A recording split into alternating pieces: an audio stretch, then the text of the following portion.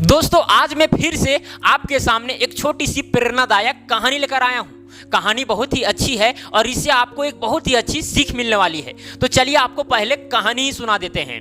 एक बार की बात है, किसी शहर में एक सेठ रहता था। वह बहुत ही अमीर था, उसके जीवन में किसी भी प्रकार का दिक्कत नहीं था, लेकिन किसी कारणवश उसके आंख में एक बार इन्फेक्शन हो गया और उस इन्फेक्शन की वजह से उसकी आंखों में जलन होती थी और साथ में आंसू भी गिरते थे। वह बहुत ही परेशान था। पास के एक अच्छे डॉक्टर के पास गया, लेकिन वो डॉक्टर उस बीमारी को समझ नहीं पाया और उस सेठ को वहां से जाने के लिए कह दिया। सेठ घर आया। चूंकि उसके पास पैसा की दिक्कत नहीं थी, किसी भी प्रकार का दिक्कत नहीं था, इसीलिए उन्होंने अचानक विदेश जाने का फैसला किया। उसने सोचा कि विदेश जाऊंगा, वहां पर अच्छे अच्छे डॉक्टर हैं, वो ठीक कर ही देंगे, और सबका उम्मीद भी यही होता है। सेठ विदेश भी गया। जब विदेश के डॉक्टर चेकअप कर लिए तो उस सेठ को कहा कि आपके आंख में एलर्जी है, और वह एलर्जी ऐसी है कि यदि आप हरा रंग के अलावा किसी भी रंग को देखेंगे, किसी भी रंग के किसी भी वस्तु को देखेंगे तो आपके आंख में जलन होगी और ये जलन धीरे धीरे बढ़ती चलेगी। मतलब कि केवल आप हरा रंग ही देख सकते हैं, इसके अलावा आप रंग देखेंगे तो कुछ ही दिनों में आपका आंख बहुत ही खराब हो जाएंगे और आप किसी भी वस्तु को देखने में असक्षम हो जाएंगे। वो सेठ बहुत ही परेशान हो गया और डॉक्टर साहब उसको चेतावनी दे दिए थे कि आसपास में जितना संभव हो सके हरा रंग को ही देखना है। सेठ घर आया और सभी पेंटर्स को, आसपास के जितने भी पेंटर्स थे उनको बुलाया और बोला कि जितने भी आसपास की जगहें हैं, यानी जहां पर मैं जाता हूं, जहां पर मैं सोता हूं, जहां पर मैं खाता हूं, आसपास की जगह को पूरा ग्रीन कर दो, हरा कर दो। बहुत सारे पेंटर्स थे, एकदम अपना काम में लग गया और जितना भी संभव हो सका वो हरा करने लगे। और सही बात है कि बहुत सारी चीज़ें हरा करनी थी, ग्रीन करनी थी, और हर चीज़ को ग्रीन करना उतना पॉसिबल नहीं था। जैसे आसमान है, आसमान तो खुला रहेगा, आसमान नीला दिखेगा, वाइट दिखेगा, कभी कभी रेड दिखेगा, तो उस चीज़ को कैसे ग्रीन किया जा सकता है। इतना पैसा खर्च कर रहा था कि ऊपर में पर्दा लगा दे रहा था, जितने भी चीज़ें थी नया खरीद रहा था या फिर उसको पेंट करवा दे रहा था। बहुत सारे एकदम इतना पैसा खर्च कर दिया कि कहना नहीं है। लेकिन कुछ चीज़ें बच ही जाती थी। जैसे वो खाना खाएगा तो खाना तो हरा नहीं खाएगा, चावल है, रोटी है, वो तो हरा नहीं होता है, या फिर अपने स्किन को देखेगा तो वो तो हरा नहीं है। तो प्रॉब्लम थी, लेकिन फिर भी वो अपने पैसे के बदौलत चाह रहा था कि मैं सारा चीज़ ग्रीन कर दूँ, और बहुत हद तक उन्होंने ग्रीन कर भी दिया था।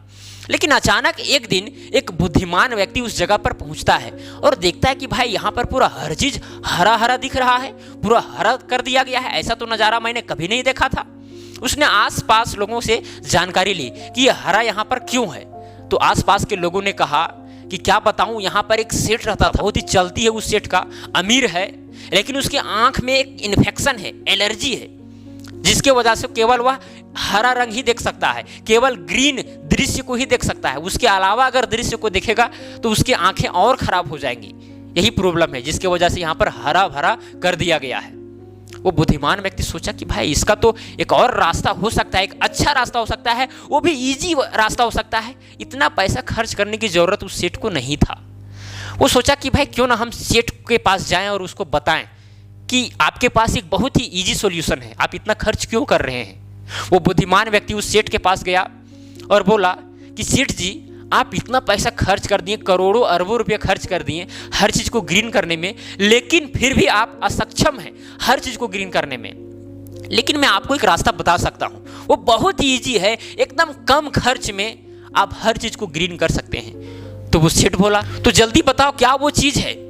तो वो बुद्धिमान व्यक्ति कहता है कि आप इतना पैसा खर्च कर दिए, मुझे अफसोस हो रहा है, अगर मैं आपको बताऊं तो शायद आपको अफसोस होने लगेगा।